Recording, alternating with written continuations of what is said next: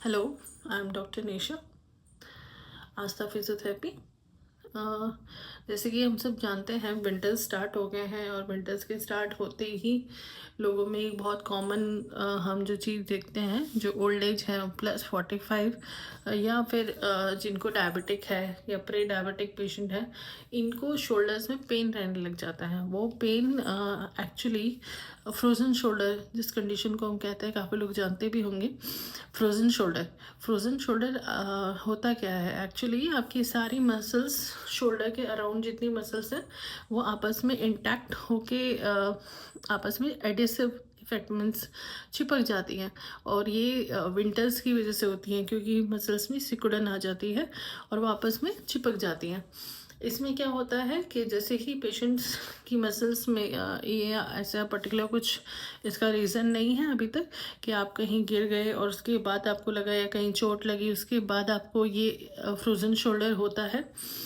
जब भी कभी भी कोई भी अपने आप को चेक कर सकता है कि वो आपका शोल्डर पूरा मूवमेंट नहीं हो रहा, किसी किसी का थोड़ा उठ रहा है और बिल्कुल भी हाथ की मूवमेंट अचानक से कम हो गई है, हाथ पूरा प्रॉपर नहीं उठा पा रहे, तो ये फ्रोज़न शोल्डर की सिम्टम्स है। पर उसके लिए आप फिर भी एक बार अपने डॉक्टर्स को पहले कंसल्ट कर लिए, ऑर्थो फिजियोस को, फिर आप प्रॉपर ट्रीटमेंट लीजिए उसका। आज हम आपको उसकी कुछ बेसिक एक्सरसाइज बताएंगे जिन भी पेशेंट्स को ऑलरेडी फ्रोज़न शोल्डर है या पहले रह चुका है। तो इसमें क्या होता है, अगर किसी को फ्रोज़न शोल्डर एक बार हुआ है तो रीअकरेंस के chances they are 90% of the chance कि आपको नेक्स्ट ईयर या हमेशा अपोजिट साइड या सेम साइड पे, अगर किसी को राइट साइड शोल्डर में फ्रोज़न शोल्डर हुआ है और तो नेक्स्ट ईयर या फिर द सेम ईयर चांसेस है कि आपको सेम या तो अपोजिट शोल्डर में मतलब रीअकरेंस के चांसेस होते हैं, क्योंकि मसल स्टिफनेस बहुत ज़्यादा हो जाती है। तो आपको क्या करना है, कुछ बेसिक होम एक्सरसाइज है। अगर किसी को लगता है कि आपकी शोल्डर्स मूवमेंट प्रॉपर नहीं हो रही, शोल्डर रेंज ऑफ मोशन पूरा नहीं आ रहा, तो उन लोगों को कुछ बेसिक एक्सरसाइज मैं घर के लिए आज बताती हूँ। वो ये सारी 3-4 एक्सरसाइज डेली बेसिस पे अपने घर पे करिए 3 से 4 बार दिन में। इनसे इनको बहुत अच्छा इफेक्ट मिलेगा। फिर भी एक बार आप अपने डॉक्टर्स को कंसल्ट करने के बाद ये सारी एक्सरसाइज घर पे करिएगा। लेट स्टार्ट, हम 4-5 एक्सरसाइज करते हैं आज इसके लिए, जो आप घर पे होम रेमेडी में इसको कर सकते हैं। काफ़ी बार लोगों को जिनकी सेडेंट्री लाइफस्टाइल है उस वजह से भी लोगों के शोल्डर मूवमेंट रिस्ट्रिक्टेड हो जाते हैं, कि लोगों का पूरा हाथ नहीं मूव कर रहा है, या फिर उनको जो बेसिकली शोल्डर की मूवमेंट वाला काम पूरे दिन में कुछ भी नहीं करते और कई सालों से नहीं कर रहे, डेस्कटॉप जॉब है किसी का या कुछ नहीं, ऐसा लाइफस्टाइल जिसमें वो लोग कुछ मूवमेंट ही नहीं करते या शोल्डर उठाना नहीं पड़ता, कुछ वेट उठाना नहीं पड़ता, ऐसे लोगों को भी चांसेस है कि होगा, रेंज ऑफ मोशन रिस्ट्रिक्टेड रहेगी। तो ये लोग भी ये वाली कुछ पर्टिकुलर 3-4 एक्सरसाइज है बेसिक, आप ये घर पे ट्राई करिए और उससे आपका बहुत अच्छा इफेक्ट आएगा। अब 8 से 10 दिन इन एक्सरसाइज को रेगुलर बेसिस पे करके देखिए कि आपको उसी में ही काफ़ी फ़ायदा हो जाएगा। आप 3 से 4 बार दिन में करके देखेंगे तो आपकी रेंज ऑफ मोशन शोल्डर की, जो पर्टिकुलर शोल्डर है जिसमें आपको फ्रोज़न शोल्डर केस है या रिस्ट्रिक्टेड रेंज ऑफ मोशन है, तो आप उसमें ट्राई करिए। और मैं एडवाइस करूँगी कि अगर आप एक में कर रहे हैं तो आप दोनों शोल्डर में ये एक्सरसाइज करिए, दोनों हाथों में करेंगे, ज़्यादा अच्छा इफेक्ट आएगा। लेट्स स्टार्ट, आपको हम स्टार्ट करवाते हैं आज। एक नेक्स्ट है जिसमें आप शोल्डर के लिए रेंज ऑफ मोशन जिनकी नहीं आ पाती है, थोड़ी बहुत रिस्ट्रिक्टेड है, तो वो शोल्डर रेंज ऑफ मोशन के लिए शोल्डर रोटेशंस करेंगे। शोल्डर रोटेशंस आपको ऐसे मूव करने हैं, धीरे धीरे shoulder all the way clockwise and anti clockwise, जैसे आपने करे हैं 15 clockwise 15 anti clock, look this way all the way clockwise and then anti clock. आप थोड़े कंफर्टेबल क्लोथिंग पहन के करिए, जो भी आपके एल्बो और शोल्डर रिस्ट्रिक्टेड जिनमें ना हो वैसे कपड़े पहन के अगर आप करते हैं तो आप you can do it more comfortably, right. एक एक्सरसाइज जो पहली है, आपको क्या करना है, वॉल लैडर। इसमें आपको वॉल के सहारे खड़े हो जाना है। जिस भी इंसान को पेन है वो अपने आप को फेस करेगा वॉल की तरफ। अपना एक हैंड 1 हैंड डिस्टेंस तक के आप खड़े रहिए। उसके बाद धीरे धीरे स्लोली अपनी फिंगर्स को मूव करेंगे। धीरे धीरे आप बॉडी के साथ साथ शोल्डर्स को आप लेके जाएंगे जहाँ तक आपको लगता है कि आपका शोल्डर रेंज ऑफ मोशन अगर यहाँ तक है तो आप यहाँ पे रख के try to push the hand upwards. अपने हाथ को ऊपर की तरफ पुश करने की कोशिश करनी है, नहीं तो आप बॉडी को धीरे धीरे पास में लेके जाइए एंड रिलैक्स्ड। धीरे धीरे के ये मूवमेंट आपको करनी है दिन में 50 से 100 बार। आप अगर इसको रिपीट करते हैं तो बहुत अच्छा इफेक्ट आता है। इसमें सेम दूसरा है कि आप 1 हैंड डिस्टेंस से खड़े रहेंगे, जिसमें आप शोल्डर के साथ आपका रेंज ऑफ मोशन, फिर धीरे धीरे जहाँ से भी आपको रेंज ऑफ मोशन यहाँ से है जो स्टार्ट हो रहा है, तो आप स्टार्ट करेंगे, धीरे धीरे जाएंगे, धीरे धीरे बॉडी भी आपकी वॉल की तरफ जाएगी। ठीक है, वॉल की तरफ जाएंगे and try to push upwards. आप अपनी रेंज ऑफ मोशन खोलने की कोशिश करेंगे, जो भी आपका अफेक्टेड साइड है।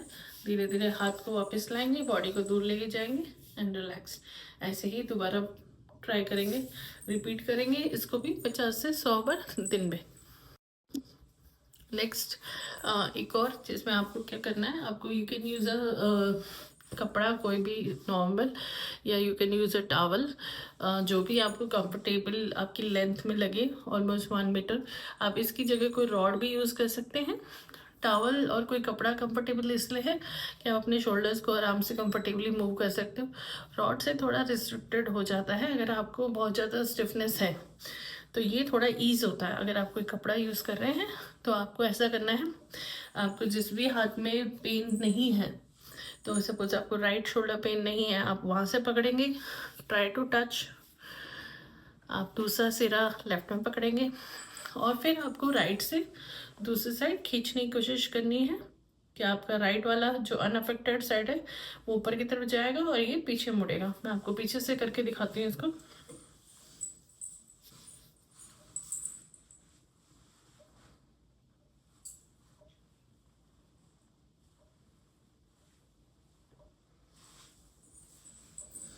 ऐसे ही आपको कंप्लीट दोनों साइड करना है 25 टाइम्स ईच साइड। जैसे आपने राइट साइड अगर आपका अफेक्टेड है तो आप लेफ्ट से कोशिश करेंगे कि राइट वाला पकड़ेंगे और लेफ्ट वाले को मूव करेंगे अपनी तरफ। और अगर आपका लेफ्ट साइड अफेक्टेड है तो आप प्लेन पकड़ेंगे और फिर राइट से कोशिश करेंगे कि आप लेफ्ट आपका पीछे की तरफ आए और राइट आपका उसको पुल करे, पकड़े और खींचे जाए। ठीक है, इससे आपका शोल्डर की बैकवर्ड्स मूवमेंट, जो लोग कहते हैं कि हम अपना हाथ पूरा पीछे मोड़ नहीं पा रहे, वो पीछे वाली मूवमेंट आएगी। तो ये बहुत इजी एक्सरसाइज है, 2-3 जो आप घर पे एडवाइस करेंगे कि आप घर पे कर सकते हैं। कुछ केसेस में हमने सुना है कुछ लोग क्या करते हैं, आजकल एक नया ट्रेंड है, अगर फ्रोज़न शोल्डर है या कोई भी पर्टिकुलर बैक पेन है, सर्वाइकल पेन है, तो लोग they start icing, cold pack apply करने लग जाते हैं। पर देखिए, मैं बहुत क्लियर कट बता देती हूँ, जो ऑलरेडी जिसका नाम फ्रोज़न है, तो आप ये समझिए कि जो ऑलरेडी चीज़ है जो जमी हुई है, तो आपको उसको खोलने के लिए थोड़ा टेम्परेचर देना पड़ेगा, वार्मथ देना पड़ेगा। तो आप उसके ऊपर कोल्ड पैक नहीं अप्लाई कर सकते। काफ़ी पेशेंट हैं जो ये कह रहे हैं कि हमने कोल्ड पैक अप्लाई किया, हमें कोई मतलब इफ़ेक्ट ही नहीं फील हो रहा, पर आप गलत कर रहे हैं। अगर आपको किसी को करना भी है तो इस पर आप गर्म सिकाई करिए, 10 मिनट से ज़्यादा नहीं करनी है apply hot pack cold pack की जगह। ठीक है, कोल्ड पैक बिल्कुल भी नहीं अप्लाई करना इसमें। बाकी आप हॉट पैक अप्लाई कर सकते हैं, जो भी सोर्स है आपका, आइदर हीटिंग पैड या फिर जिसको गर्म पानी में बॉटल में डाल के। अगर लोग 10 मिनट से ज़्यादा नहीं करना है, 10 मिनट लगाइए, अच्छे से एक्सरसाइज करिए, या तो प्री या पोस्ट आप एक्सरसाइज करने से पहले अप्लाई करिए 10 मिनट, या फिर एक्सरसाइज करने के बाद।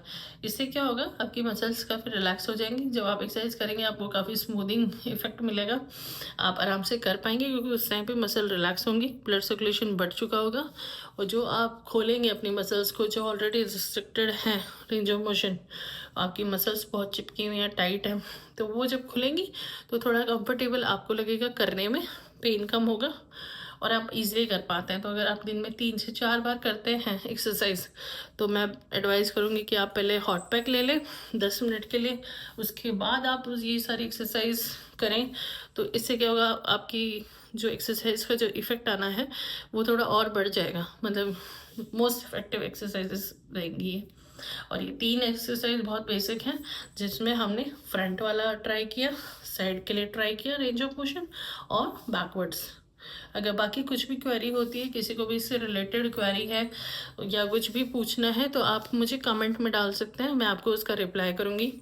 बाकी अगर आपको कुछ भी इससे रिलेटेड लगता है कि नहीं समझ में आया, तो भी आप मुझे कमेंट में कर सकते हैं कि अब मैं इसके रिलेटेड कुछ और वीडियोस बनाऊँ, कुछ भी क्वेश्चंस हैं तो प्लीज़ लेट मी नो।